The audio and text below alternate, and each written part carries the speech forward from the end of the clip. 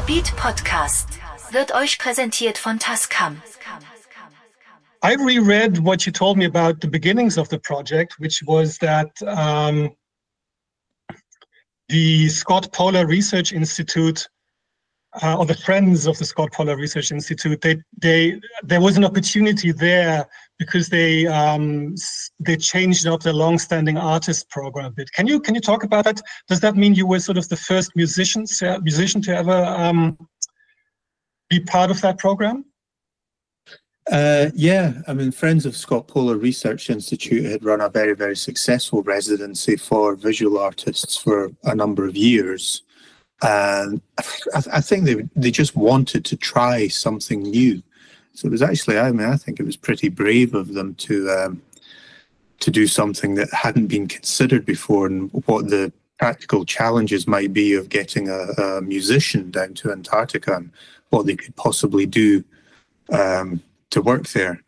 I think their assumption was that it would be very much classical musicians that would be applying for it, and that they would go down and write a score, inspired by what they would see down there. I don't think they were quite expecting someone who would come in with my curious background and my vaguely left field approach to how I would think about putting compositions together. So it was a surprise to them, and all credit to them for, giving it a go and sending me down. Had you, before you started, did you know the works that the visual artists had done?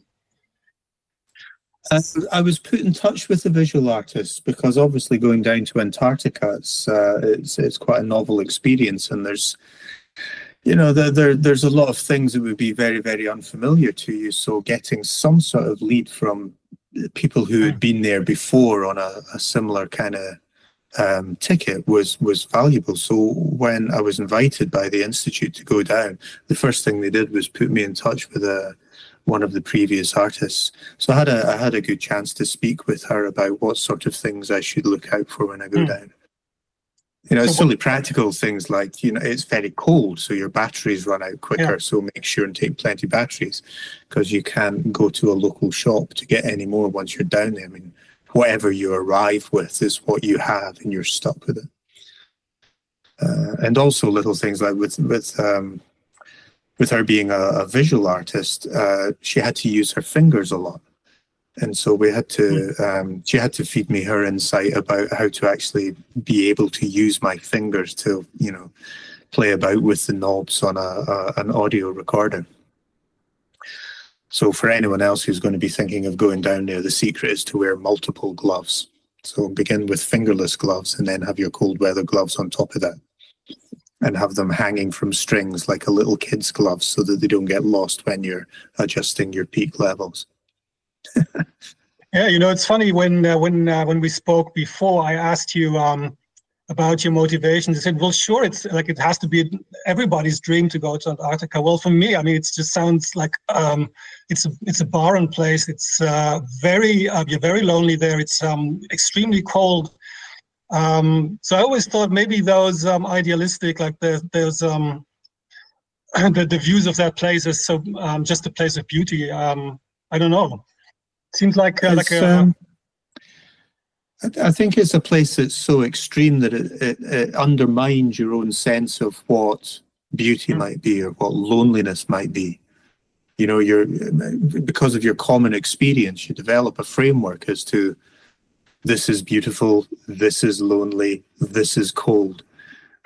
Antarctica just beats all that, so you do. There were moments of loneliness, but they were so extreme. The solitude was so extreme that it became something different. It was something quite novel and new. It actually felt, and it was viscous. You could feel it imposing itself upon you. And to that extent, it became more like a presence. It developed in a curious sense that an insight as to what these holy people go through when they go out and go into deep solitude for a long time, that it does feel like a presence. It does feel like there's something else there. I'm not a religious man by any means, but I could sense where that came from. And you had to go to that extreme place in order to get that sense.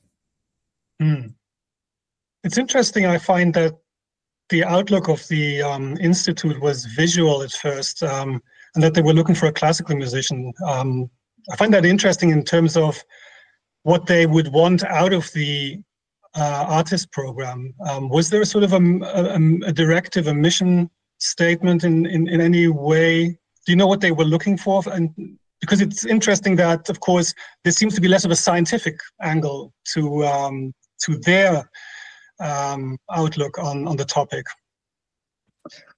Well, I mean, I think they opened the door to there being a musician there because, I mean, that case was helped by them having a musician on their board.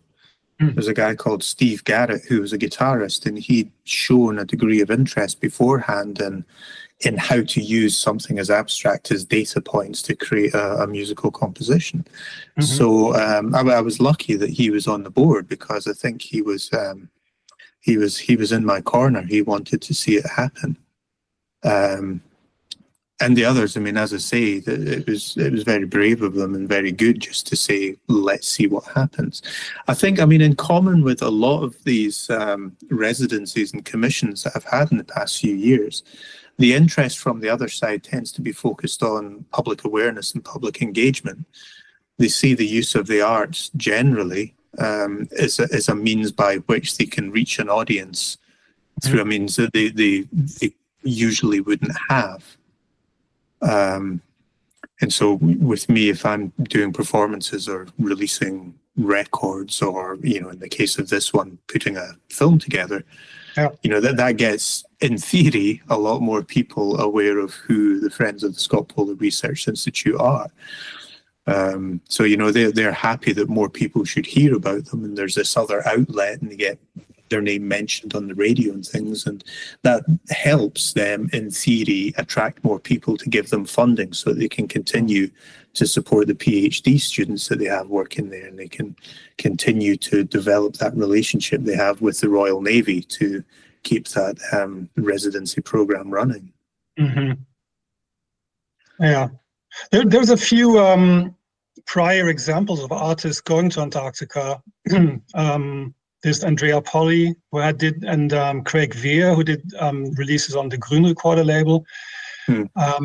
Did you listen to anything prior to leaving, or look at what they did? No. Okay. I didn't want to be led that way. You know, I think the best thing I ever did for my preparation was to accept that what I was going to go through was not like anything I'd ever had before, and wasn't going to be like anything. Unless I'm very lucky to get back down there again, I'm not going to have that experience again. So I wanted to leave myself as blank a page as possible, just to take it at its own at its own value. So the only thing that I'd had at my disposal to really prepare me for was the work that I'd already done with Antarctic data and my experience of working with those scientists who had various field trips down there. So the work was built from the interior. I didn't really allow it to be influenced at all by any previous thing that had been down there. I had an interesting conversation recently about the fact that with these residencies going down there, and musicians from different continents going and having a response to a place where there is no indigenous culture, it could be argued that what in effect we are doing is developing a folk tradition that is truly international. That there may be a body of work that emerges internationally that, when viewed in that kind of overall umbrella context, you could start to see the seeds of an indigenous creative culture for a location on Earth where there is no indigenous people. Yes, and which is also, I was going to say, under international control in a way, right? It's not the... Yeah.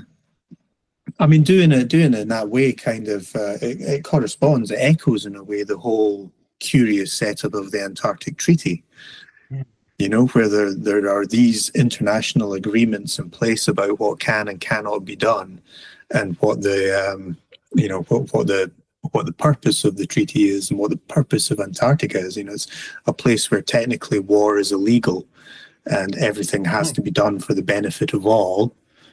You know, so I mean, it's kind of utopian in that sense. But when you're actually down there, when you're one of these groups of people who's actually engaged with making sure that the terms of the treaty are held firm, you see what a tenuous, fragile thing it is.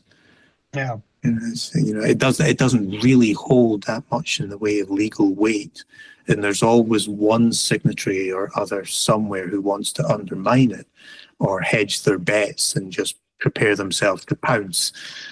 You know, maybe the strongest case of that just now is this understanding that beneath the Weddell Sea down in Antarctica there's a huge amount of oil, and so any efforts that we have to try and make the Weddell Sea a marine protected area are undermined by various countries kind of keeping their tinder dry and holding back and not signing off on it, because if it ever comes to pass that they say, you know, in the words of Trump, drill, baby, drill, they want to be down there and have the right to do it. Yeah, when I read that, it's almost like a scenario you would come up with in a Hollywood movie or in a book. It's yes, that's interesting about the idea of an indigenous folk culture. I never thought about it like that, but I did see that there's a lot of artistic activity on Antarctica right now. I mean, and it's very diverse. I mean, there's artists like you going there, and then the others I mentioned are also from this more sort of sound art culture. Sorry. And but there was also an Indian, almost pop artist. I think she's called Madam Gandhi, and she also did field recordings then. And then she used them for more approachable, like almost pop songs. That was really interesting. So maybe you're right. Yeah. Maybe there is something. Maybe it is becoming, because it is so empty in a way, and because it is so vital for the stability of the planet, that it sort of is it's universal at the same time. There's something there. Yeah.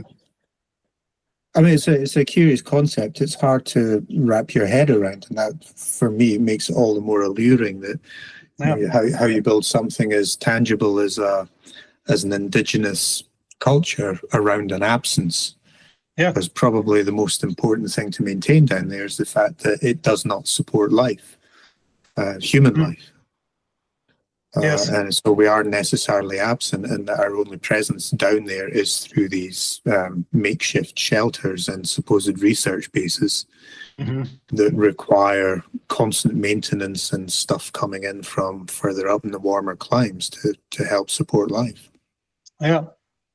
Just as an aside, there's also on Antarctica one of the largest collections of radio for vinyl records. I think they have a collection of 20,000 vinyl records in one of the American places there. Oh, really? I think it was taken. It originally came from Vietnam, and they brought it there to play for the American, probably soldiers, actually. Oh wow!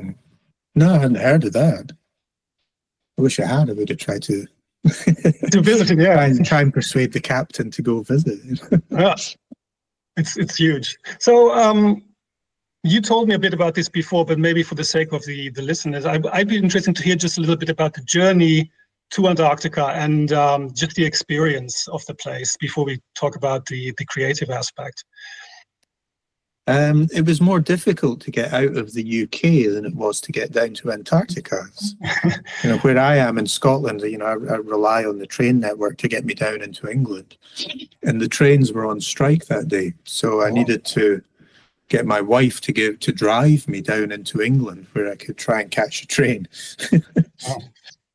And so it took me a while. But I did end up getting down to a Royal Air Force base in the middle of England, and that's where things already started getting surreal, because it wasn't like going to a normal airport. You know, you're met by armed guards, and you have to go through various levels of security clearance, and you get taken down and photographed, and your security credentials are checked and then rechecked. And then, you know, you find yourself in the middle of the night sitting in this little holding pen with a lot of uniformed soldiers getting ready to go south. So things were somewhat surreal then. It was me and a lot of armed forces on this big old plane. And, you know, we were heading to Antarctica, but our first stop was Ascension Island, which is more or less on the equator. And so it was really, really hot. So I've got my multiple layers of clothes and my woolly gloves and my big woolly hat, and then we land on the equator in this bizarre, surreal military base where there's lots of space. There are a lot of military space stuff going on, and we weren't allowed to take photographs or anything. So. So that was all surreal enough, and then we were packed back onto the plane and landed in the Falkland Islands. So that's, you know, obviously off the coast of South America. And so I landed there, met the ship. We stayed at rest for a couple of days until we were all kind of acclimatized and they'd gone through their change of crew. And then we were just cast adrift. So it was quite a slow way to get down there. I'd prepared myself for going over the passage that would get us, the Drake Passage that would get us down to Antarctica. It's notoriously the roughest water on Earth. And so I was prepared for this, and we didn't do that in the end. We headed east to South Georgia, where there's an old whaling station there. And we were there for a couple of days, and then we came down into the Weddell Sea and headed to the Western Peninsula and down the flank of the peninsula. So there's a certain point where what I wasn't expecting is it got colder by the day. You know, you would go up on deck and you would be aware that you were going into some strange territory because the cold was extraordinary. What I wasn't expecting, though, there was a certain point where the whole color palette changed, where it just became this alien environment where nothing was subject to the same rules of color. It's like the sea was kind of vaguely green with pink tinges, and there's a kind of lemon sherbet sky. It just felt this curious change in the color palette that was around about. And having anticipated that it was going to be very, very sparsely populated, the ocean itself is absolutely frothing with life. You know, there's whales everywhere, and various kinds of petrel and albatross are chasing around behind the boat. It's crazy. You get told that it's going to be a really, really quiet place, but when you actually get into the heart of it, it's crazy loud with animal noise.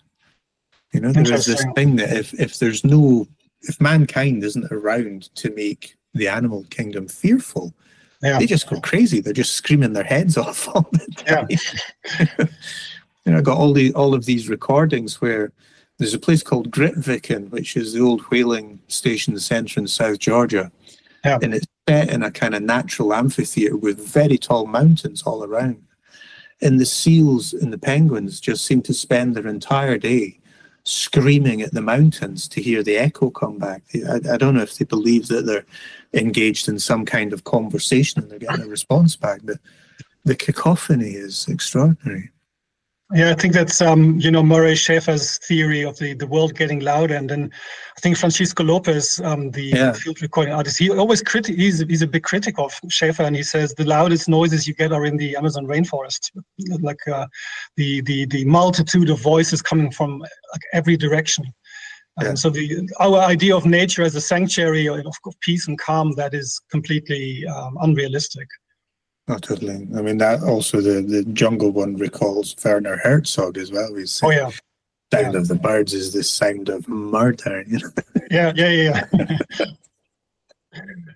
And so the soldiers on the ship, though, they were going to be stationed on Antarctica, or was it just like? No, I mean, it was a nice patrol ship. So they go down every season in order to deliver supplies to the various research bases. Drop in to pay informal visits to the research bases of other countries, which gives everyone a chance to see what they're up to. and drop scientists down for their next season, pick up scientists who are coming home, although there was none on the trip that I was there, and just, play a kind of diplomatic presence role. One of the most moving things we did down there was when we visited Vernadsky, which is the Ukrainian research base, which used to be a British base, but we gave it to Ukraine after the Soviet Union broke up and the Russian Federation decided that they weren't going to allow any of the previous states any of the scientific resources that they had. So we gave this to Ukraine, and we were lucky enough to be in the general neighborhood when it was the anniversary of the Russian attack. So we went ashore and spent some time with them on that base, just in solidarity and to make sure that the world knew, when we took some photographs of, there's so many countries who were represented on our ship who were at the base. So we managed to get all of the flags up and make sure that the world saw that was going on. That must have been, for the soldiers, that must have been really weird, right? For them, or for the Ukrainian team on location in Antarctica, must have been really weird to see that happening. It was just incredibly moving and really frustrating as well. The head of the base there, he was getting ready to go home. They were going to be picked up in about another 3 or 4 weeks. Because their shift on the research base had come to an end. And he was basically going back home to Kharkiv, and when he landed, it would be straight back on with a uniform and out to the front line to fight. And I think, it was odd for me, obviously, because I'm not associated with the military in any way, but I could see that there was a certain kinship and identity that was going on between the Marines and the sailors who were on our ship and those who were about to be conscripted when they went back to Ukraine. Yeah, they knew the business of military engagement. They knew that their life was on that level, and it wasn't really for the common person to be able to understand what that felt like. Yeah, brothers in arms. Yeah. So the ship journey, you had probably just a small cabin, I suppose. But was it possible to do any work while you were traveling? Yeah, I mean, I was treated like royalty on that ship. It's not very common that you get a cabin to yourself on a working military vessel, but I got a cabin to myself, and it was right at the front of the ship. So I had a front-facing porthole so I could see exactly where we were going and what we were sailing into. And I had a little cot that I slept in, and I had a little desk where I could set up my laptop and my headphones and my microphones. And so, yeah, I mean, I could do a lot of work there. I mean, on a working vessel, there's not really very much downtime. They tend to keep the crew occupied morning, noon, and night. And there's a very rigid timetable that goes on. And they were quite happy to just carry on with that timetable and leave me to my own devices. So I would join them at meal times. Other times I was left to my own devices. I would go around the whole ship, poking myself into every corner I could find and capturing field recordings of everything that came to hand in every space, from the engine room right down in the bottom of the ship right up to the crow's nest. I captured that ship 100%. And then the rest of the time it was working away in my cabin, waiting. I would attend the command update briefings in the morning to find out when we were next going to be approaching land. And then we'd begin the process of negotiation with the Marines about getting me onto land and leaving me there as long as possible so that I could get away from the background noise of the ship and just set about doing my work. So was that, so you didn't really have, maybe I'm unsure about this, like on land, as it were, there was no bases for you? You were always on the ship? No, I mean, obviously we were on the ship between our ports of call. But yeah, so there were places where I did get off the ship, and the biggest challenge as I say, was trying to get away from the ship noise, because the ship's never ever going to turn its engines off while it's down there, and you've got a zodiac that links the ship to the where we're going ashore. So there was a lot of background noise. So I would have to, when I knew that we were going to go ashore, whether it be Deception Island or Detail, where there was an old abandoned research base, I had to negotiate with them and say, look, take me across on the first tour of duty and just bring me home on the last one. And in between, I'll just get as far away as I possibly can. So they were a bit nervous about that, obviously, because they don't want to have people going out of sight in the middle of Antarctica. But, I have certainly no experience of Antarctica, but I was certainly used to the outdoor life back here in Scotland. So I knew basic safety protocols and how to keep warm and how to regulate my temperature. And they gave me a radio. So I knew that if I got into trouble or got lost or cut off by a blizzard or anything, I would just radio back to the ship.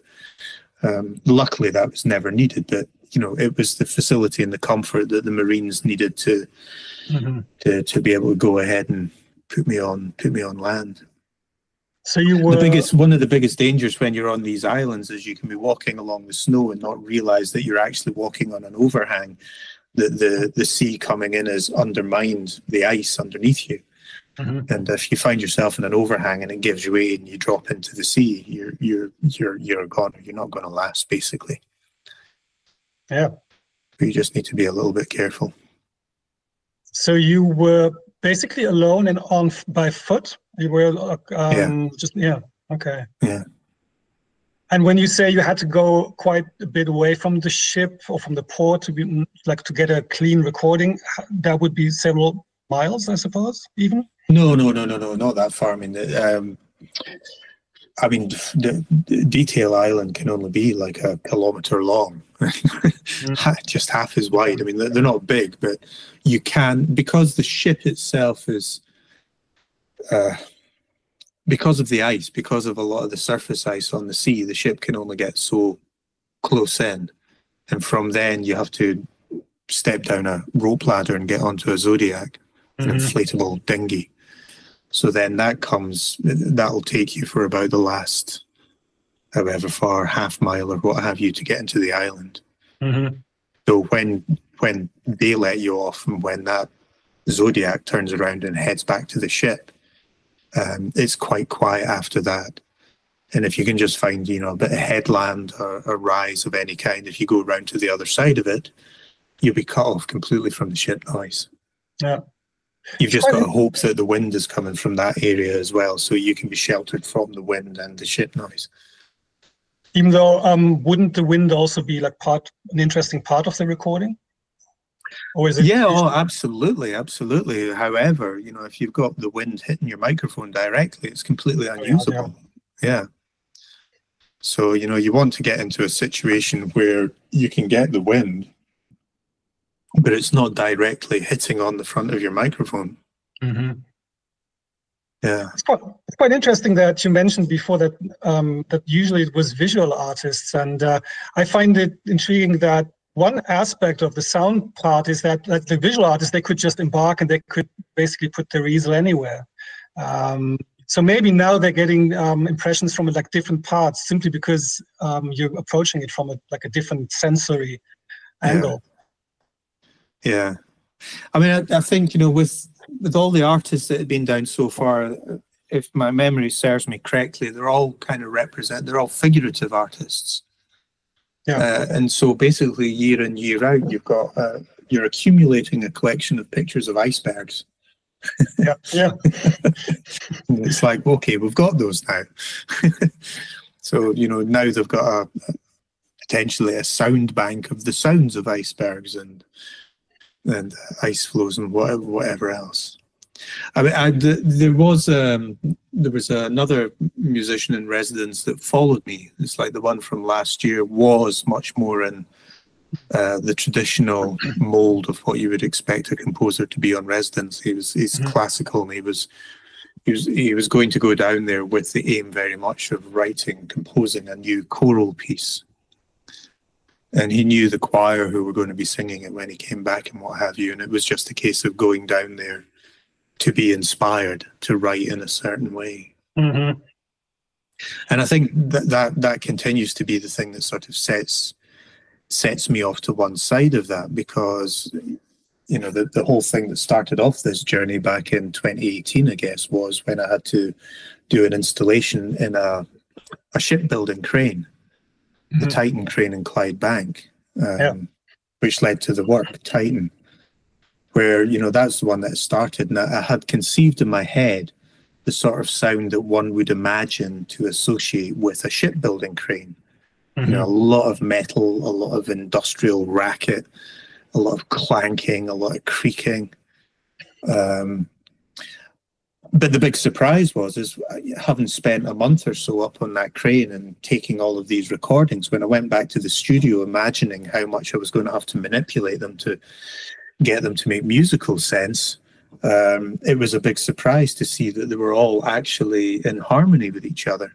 There was a great sonority between all of these things. And I thought, how is that possible, that, you know, this entire structure is all harmonically aligned? And it was when I mentioned this to an engineer, he sort of laughed at me and said, well, of course it is, because it's a quality piece of engineering. And I thought, well, how stupid of me not to see that.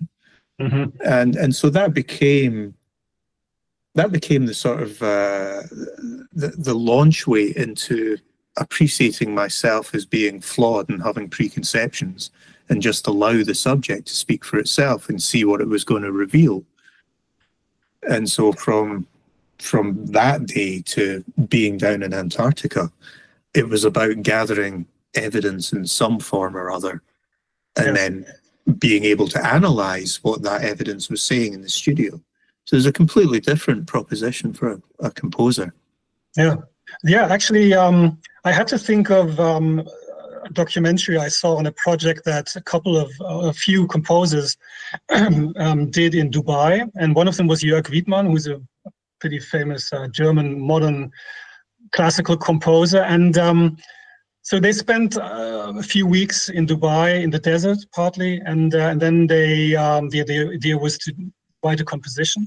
And he wrote a piece, and it was a collection of Bavarian folk dances, I believe.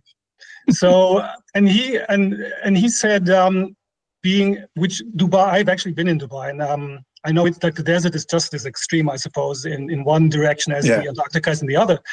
And he said, being in a place which is so different from my usual surroundings, it made me realize who I am even more. And that's why I sort of reverted to the most the most traditional piece I ever wrote, even more traditional than I would have done had I been in Germany. So I think that's why I think what you're just saying, that sort of rings a bell, because it seems to suggest that when a composer goes there and then writes a classical piece, he's writing about himself. Whereas when you're collecting the sound events the way you do, you're actually writing about the place. I think, I mean, that sounds really kind of brave and honest of that guy to come to that conclusion. And it also, I mean, it exhibits, I suppose, you're being positive about it, a certain strength of character, that he knew exactly what he was and what his makeup was, and that would lead the expression of Bavarian folk tunes. You know, I've never particularly enjoyed that sense of clarity or sureness of what or who I am. I have ideas, and I have impressions about how I would like to project myself or what have you, as some kind of quality of man, and they're always wrong. All of these projections are always wrong. And so it's a really comfortable position for me to be able to put myself in a different context, almost like a scientist, I suppose, is sifting through the evidence and seeing what it is that's there and how I might put it together in an effective way. It takes the hard bit away. It takes the hard bit away of actually, making that first mark or making that first creative decision. It's already been done by the subject. So that kind of works for me. How did you then choose what you would want to record on location? Down in Antarctica. Yeah. I mean, there's, I suppose there's lots of different, like when the ship goes to port, you disembark, you have the freedom to go anywhere. Where would you go to find what you were looking for, or what were you looking for, maybe?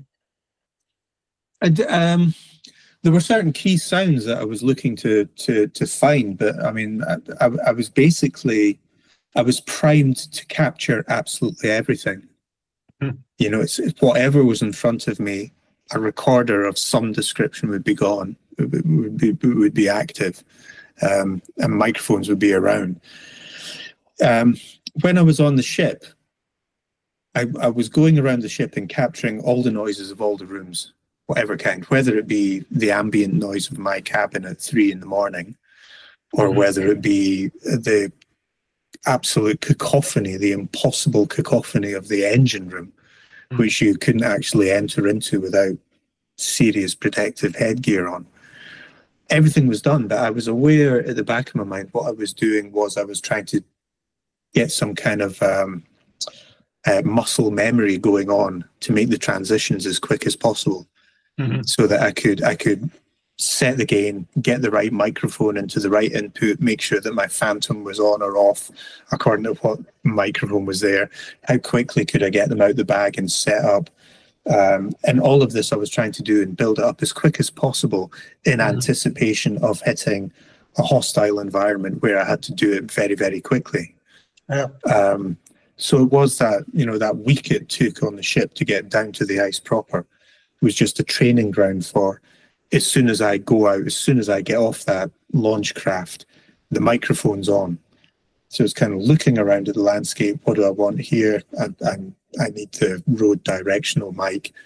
It's out. As soon as I've got 1 foot on the land, it's out. It's plugged in on the second step, third step, it's running. So it really was a case of appreciating that I was only there for a very few number of weeks, really. I mean, 6 weeks in total. And that it was going to be very, very difficult, much as I would like to get back down there. So everything needed to be recorded. That said, you know, if I could look around and see that there was the semblance of a human structure, like an abandoned whaling station is cluttered with these incredible rusted structures of fat rendering vats and the mechanisms for pulling whales out of the water and cutting them into bits and what have you.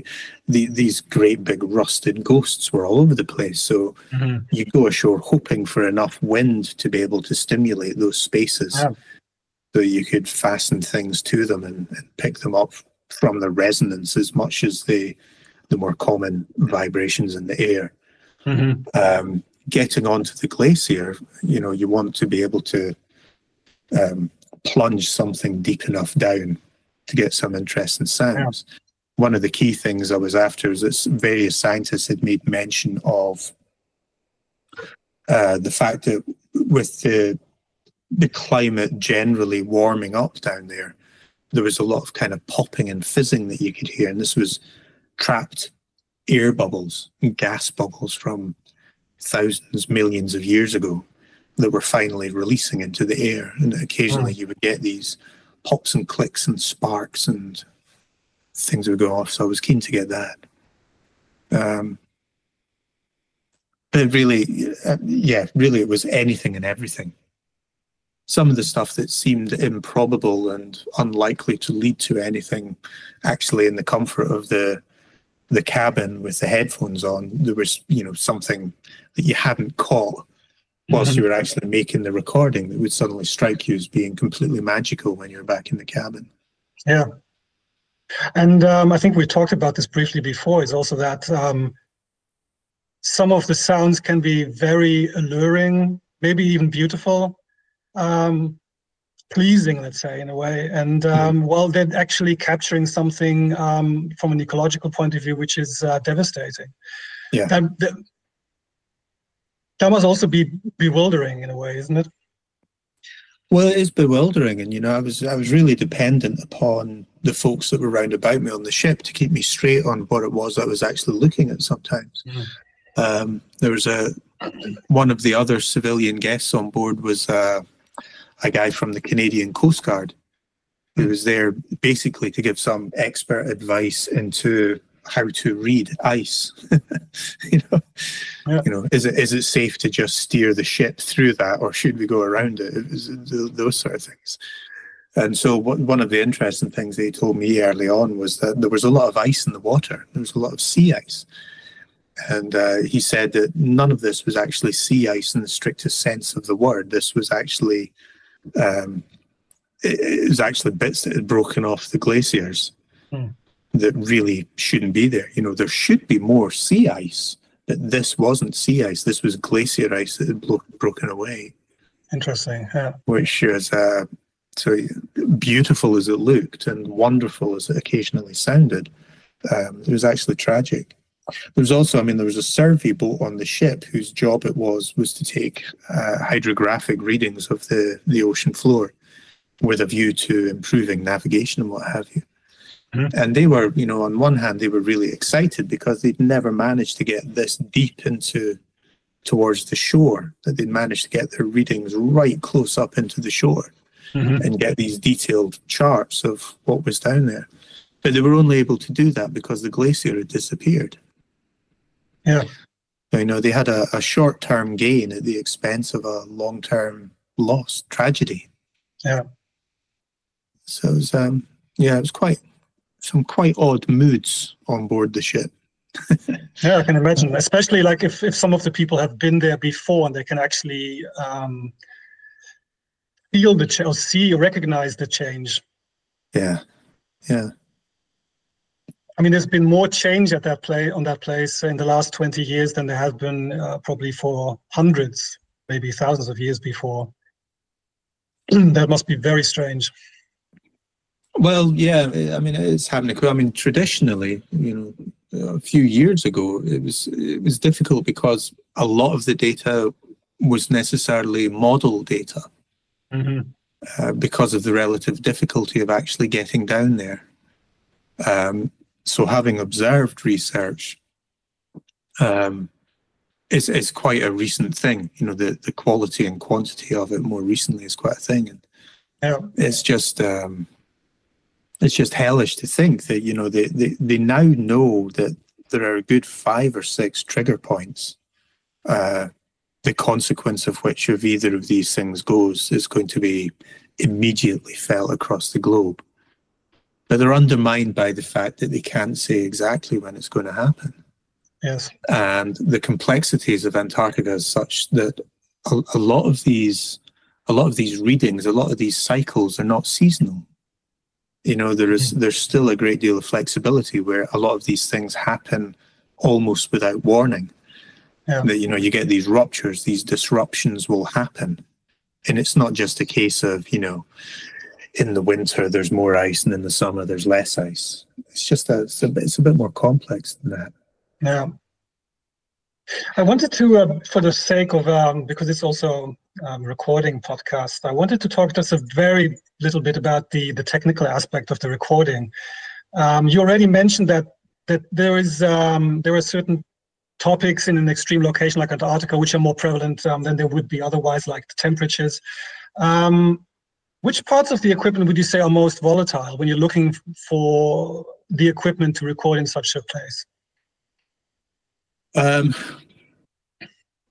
The major thing that hits you right off is wind. You have to have the best possible wind protection that you can get your hands on.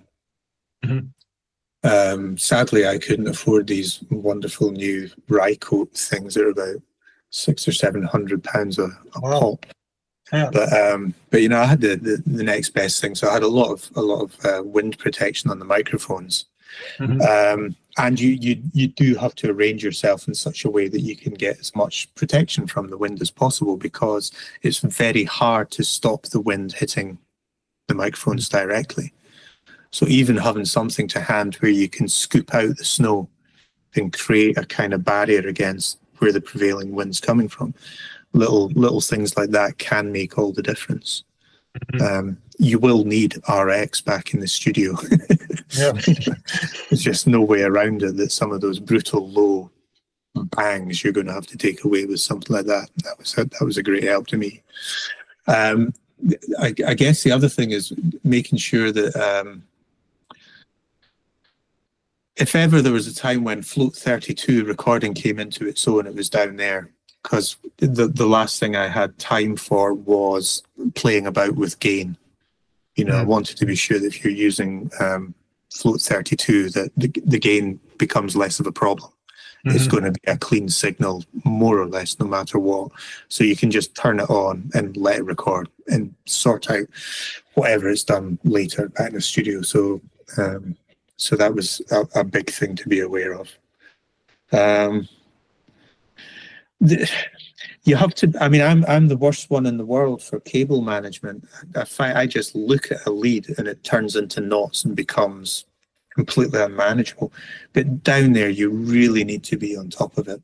You know, at any one time, I've got the Zoom recorder down there, and I will have, you know, 6 leads coming out of that. So there'll be a couple of contacts, a geophone, a stereo matched pair of little, basically Lavalier mics, and the Zoom, the Rode directional mic. So there's 6 things all at once. There's a lot of cabling there. And so just being, you know, as I said, I mean, this was part of the thing of that 2 weeks or that week-long journey from the ship getting down there, is I could use every day as practice and training for getting better at when I could have cable ties and keeping them looped up nice and tight and getting all that thing. So your cable management becomes a big factor. Interesting.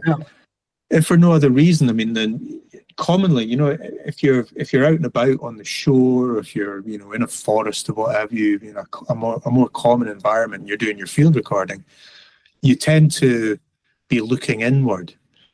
You know, your eyes, you're looking down at the dials on your recorder to see that you're not getting too hot or what have you.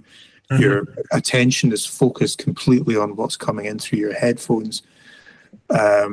You can't afford to do that in Antarctica. You always have to be looking out to check and see what the weather's doing, or whether some big angry seal has appeared that wants to take a chunk out your leg. You have to be mindful about where you are, much more so than in any other location. And in your particular situation, I guess you also had to stay close to the recording equipment, I suppose. Because I was talking to Jez Riley French, who, of course, does that's his expertise, field recordings. Yeah. And he loves to. It was his contact mics that I was using, of course. Okay, yes. Maybe also I know his hydrophones are pretty popular as well. Yes, and I was using the Aquarian one. I wasn't using. I did have his hydrophone with me, but I never used it yet. Oh, okay. I needed something with a lot more weight in it to take it deeper. Sorry, I interrupted. No, I just wanted to say that he loves to leave the recording unattended for hours. Yeah.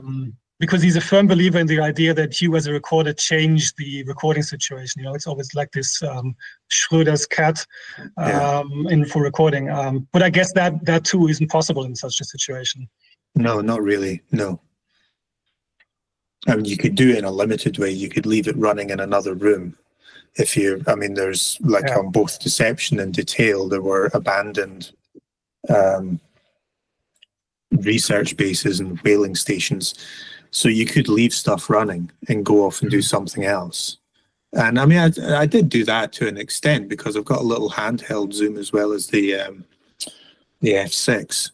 So I could go off and do something else. But, you know, you're always running the risk of your footsteps and everything are heard in the main recording that you're doing with the one that you've left behind.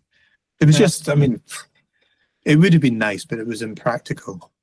It was always better to have everything very close to hand and just very, very quickly changeable.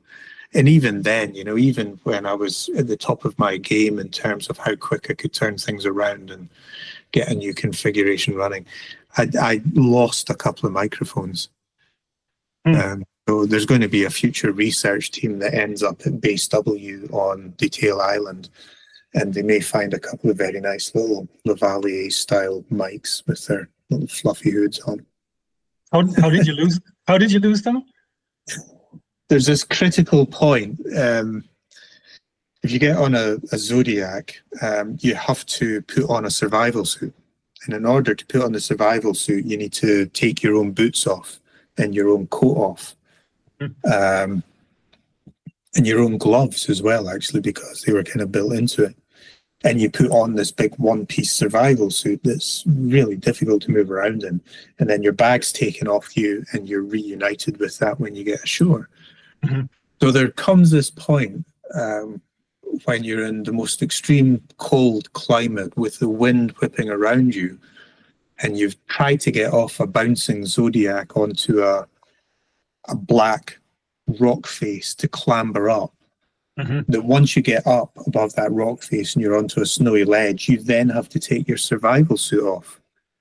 And so there becomes this moment where you don't have any boots on, you don't have any gloves, and you don't have a coat on. Wow. As you wriggle yourself out of a survival suit and try and get yourself into your own boots and your gloves and your big Gore-Tex coat. Mm-hmm. And in that changeover, I think what had happened was I'd gone into my bag to pull out my gloves, and the bag that I had my stereo pair in had come out with it and had quickly slid under the snow so it couldn't be seen. So just in that panic of getting dressed before the numbness set in, I lost a couple of mics. Oh, okay. It was a pain in the ass. So, but other than the batteries running out faster, you would say the temperature is not an issue for most recording, like digital recorders? No, it was actually okay. And I had one of these kind of remote packs, you know, a charging pack rather than just relying on batteries. It's kind of a little USB-C thing that I could stick into the back of the Zoom. And that was okay. That lasted for a really long time. It behaved very well. The only thing that I really had to be mindful about was the change in temperature coming back onto the ship. Because it could there'd be a lot of condensation about. And I didn't really want to be turning things off and on while there was condensation, you know, even the slightest risk of a circuit board getting wet. So I needed to be a wee bit watchful of that. But the climate control on the ship is so dry, you know. I mean, it brings everything down to about 40% humidity. That actually it had dried out by the time I'd gotten back into my cabin clothes, as it were. Yeah. But it was just another one of these things to be a little bit mindful of. I mean, technically, you talked about the desert earlier. Antarctica is a desert. Yeah. It's actually very, very dry. Yeah. Not as dry as it used to be. And where we were getting a fair bit of snow that was turning kind of sleety, which was upsetting to see. But, you know, ostensibly, technically, Antarctica is a very dry desert. Yeah, for most field recording projects, the issue is humidity. So in the in the rainforest, you have huge issues with humidity. You don't have that in Antarctica. Yeah. So very briefly, what kind of microphones did you take? I think you mentioned contact microphones. You did bring hydrophones, yes? I did bring a hydrophone. The Aquarian one was the one that I bought. I would be useless at remembering let me see if I've got a list of my mics set up. But you know, there's a big pencil mic, the Rode directional one. Is it NT1E? Yeah. That one? Yeah.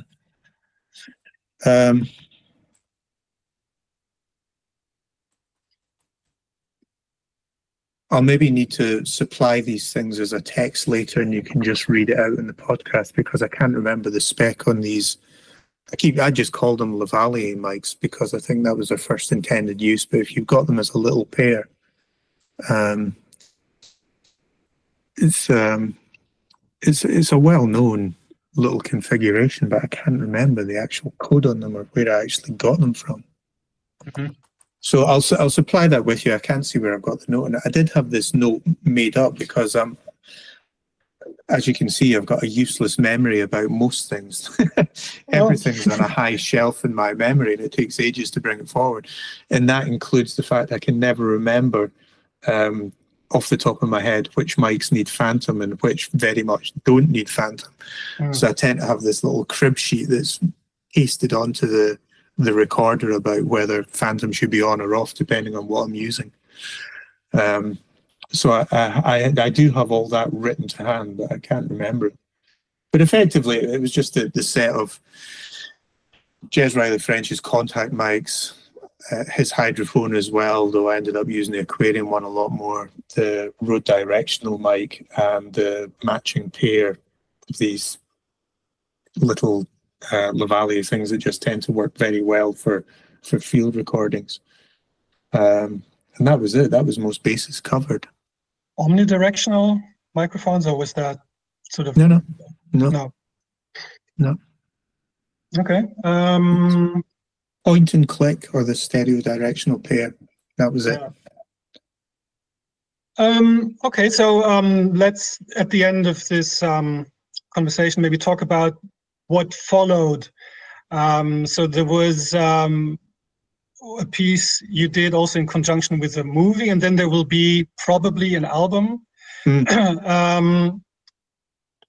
I'm just interested in, I've always been interested in this work of taking field recordings and then using them as compositional material. As you said, it wasn't the first time you did this, but maybe you can just talk very briefly about this process of taking recordings you did on location and then going to a different location, your home, your studio, and then turning it into something new and keeping sort of the spirit of these recordings, which are more objective maybe than, than just inspiration, which a regular composer would take, and then building something out of that. Yeah, I mean, it was always trying to be faithful to the subject, and to that end, I mean, the field recordings were always just one aspect of what it was that I was gathering. You know, it was an equal partner to the data, whatever data I had to be working with. Mm-hmm. Whether the data in the Antarctic sense was to do with the formation and the size of coastal polynya, or whether it was to do with data that had come from the thermistor microphone chains that had been thrown down into the ice. The data was one track of knowledge that could come into a composition, and the field recordings were aligned to that in some way. You know, in the first instance, just playing them alongside to see if there was any kind of commonality that could be inferred there. But then also with some of the more ambient rather than event sounds, you know, like long form ice recordings or long form wind recordings, that they could be used as the sample source within an instrument. Mm-hmm. The parameters of the instrument would be changed by the data. So whether that be to do with opening any kind of envelope or effects chains or changing pitch or what have you, it would be the data from one source is manipulating the field recordings and how they come in. So that's another way of just thickening the broth for the way that I do. So, I mean, it was always just, again, trying to find the ways of getting the evidence. You know, I was this, you know, the compilation that's coming out in May is Witness, and basically it's more witness than composer is the term that would describe what I'm up to with a lot of this work. So all the programming that goes in with handling the data, that's one side of it. The field recordings are another bank of evidence that this witness has seen. And there's just multiple ways in which they can come together in order to be the most effective musical or sound representation. Mm-hmm. So with the Antarctic one specifically, I'd started taking video clips and photographs just with my phone, and it was what I conceived to be a kind of aid memoir, so that I knew exactly the context. When I was looking at the list of recordings, I had a visual reference to remind me what it was that was actually going on there. It was only maybe a third into the whole adventure that I started realizing that the footage that I was capturing could easily become part of, you know, some kind of performance. So I started changing things to working towards that. So it's another dimension of evidence. It's another kind of witnessing of what's going on. visual evidence, the field recording evidence, and the data evidence. So it just comes together in those ways. So that specific recording will appear later on in the year. That's the one that Italy's glacial movements are going to be putting out. Yes. And that has the title, Out of Whose Womb Comes the Ice, which was actually written on a plaque in the back room of a church in Grytviken down in South Georgia. Oh. I didn't realize at the time that it was actually a quotation from the Book of Job. Wow, I was going to say, it sounds religious. Interesting. Yeah. Interesting that there should be an ice reference in the Bible. Yeah. I think it goes on to mention frost as well, but I can't remember the full quotation. Yeah. Yeah. I mean, we talked about this before, but it's still interesting to me is the question of what sound and music can communicate about these experiences to an audience. So when I think any kind of, like, if you take a photograph or a video, that translates one aspect of the experience to an audience, and then you have sound, which translates something to the audience. It just seems to me sometimes that, especially in field recording, because field recording tends to be so obsessed with objectivity and authenticity. It tends to be very highly specified. Like, you get all the specifics about where the recording was done, when the recording was done, what it is you're listening to. I just find that, even though I'm very interested in the acoustics, more probably than visually as a person, it always seems like the photo would translate more of the experience than the sound. The sound seems super context specific. And I mean, when you listen back to these recordings, does that experience of listening back to them now stroke with the experience you had when you were on location? What is the connection? You know, that's something. Well, yeah. I mean, I am aware of that sort of fastidiousness that is accorded to field recordings by a lot of people, and often for very good reasons. It's just not something that I'm particularly affected by or infected by. I mean, they're just a means to an end, the same as the data is a means to an end. It's very much data composition rather than sonification that I do. Yes. So, I mean, and with field recordings in particular, I'm kind of aware that my relationship to those recordings can never be the same as that of a casual listener to them. And because I listen to them over and over and over again, and if I'm trying to put a piece of work together, I can listen to the sound of a bit of water running for days on end. Yes. To the extent that what took me by surprise was I developed my hearing enough to determine that what I was listening to was very much water running in Antarctica, and it didn't sound the same as water running here. Yes. You know, so I listen to it now, and it does transport me. It takes me back there because, you know, I know the context of that particular sound, and to me that sound could only ever be that specific location. Mm. In terms of the emotional hit of these things, pretty early on in the development of Black Glass, you know, the ensemble that I started to try and get some sort of group input around these things that I was trying to do. Pretty early on in that process, I realized that what was going on was that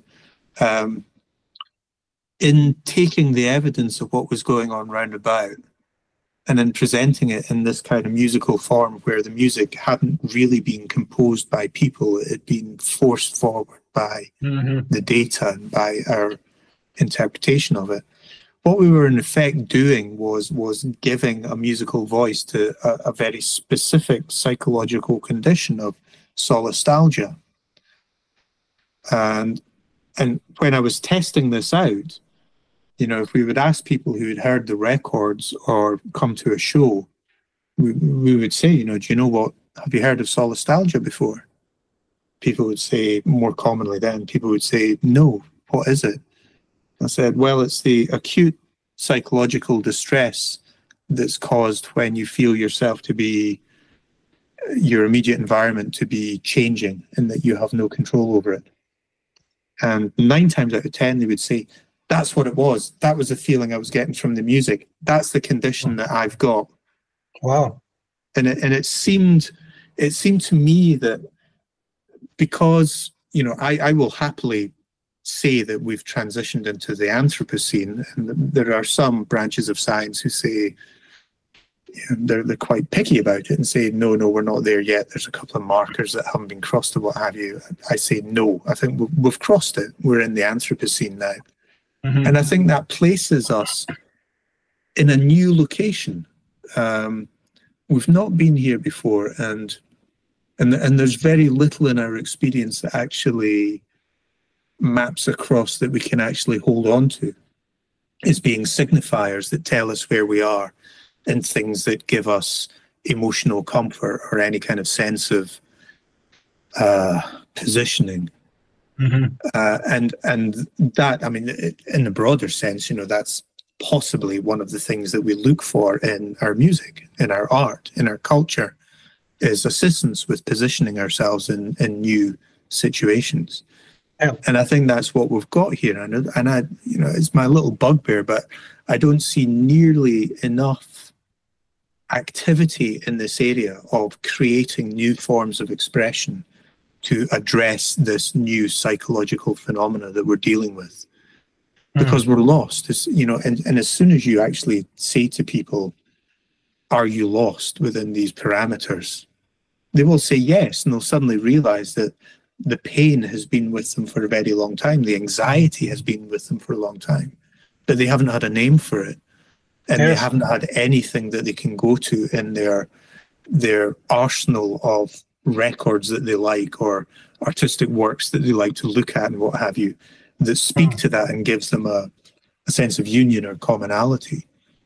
And highfalutin as it sounds, I do see that is where the work is pitched.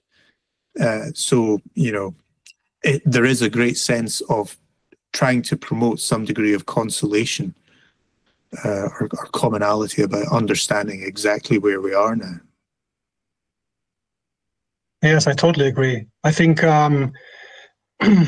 that's fascinating that they did this feedback from listeners. I had to think of, I'm not quite sure if this is hearsay, but there were supposedly performances of Waiting for Godot for prison inmates, and they weren't sure if that piece was going to go down well with them. They were sort of afraid it could lead to riots, and actually people were deeply moved. The inmates were deeply moved, and they could see in it something that maybe the ordinary observer didn't. And I think that's exactly what you say, that the piece, without actually spelling it out, describes the situation they're in, and that creates a sense of understanding and consolation, maybe. Yeah. I mean, that's an amazing anecdote. I've never actually heard that before. Of course, it makes perfect sense, though. And there is that sense of, you know, the old golden line about if you were doing a piece of writing, is that you show, you don't tell. Yeah. You know, you show the evidence of what's going on. You don't tell people what's going on, and it does seem to be one of the plagues of our contemporary age, is that, well, the amount of poor writing and the necessity of getting things across very quickly, is that people are telling things, they're not showing things, to the extent they're almost telling you what your anticipated response should be to this phenomenon. Interesting. Yeah, good point. Yeah. And I don't like that. You know, it's much better just to, I mean, for me, it's easy because, again, I'm insisting on just trying to play the role of witness and bring forward the data as authentically as I can. And that is, at heart, that's showing, that's not telling. I'm not like the scientist who has to write a conclusion on the end of the research study. It's just, it's there. And of course, both work well together. It's like the end of the movie Metropolis. It's the heart and mind have to come together. Yeah. Well, I do find, I mean, you know, I think I said earlier on about how when I am lucky enough to be commissioned to do these works, it tends to be the scientists who are the funding supporters for it. And they are funding it in order to increase public awareness and public engagement. But what is becoming increasingly clear going through this is that it affects the science. That when I present my treatments of what I've done with their data, they have to reflect on their data again from a completely new perspective, and it maybe it sparks off other ideas about how they could have treated the data, or they could have approached it in a different way and altered it that way. And then the follow-on from that was that it changed me as a music maker. Because the data was it was forcing me to respond in ways that weren't immediately familiar or musical to me. If you think of, at a comedic level, if you think of environmental data, musically it can't possibly be very interesting because it's all going the one way. Temperature's going up. There's only so much you can do with that. But once you get into the data enough to see the patterns that are going on in the way that the elements are either benignly existing beside each other without affecting each other, or moving in cycles of indeterminate or different lengths and coming together in different kinds of patterns, that becomes a new way of approaching your composition discipline. That rather than going for some sort of narrative arc and some sort of robust conclusion to the work, putting cycles of deep time into place and allowing these different parameters to cross over at different points according to where they're leading themselves is an entirely different approach. And it's still very musical, I find. So it remains closer to ambient than anything else, but it's ambient that is full of unease. You can feel the tensions in these things as the various elements cross over at different points.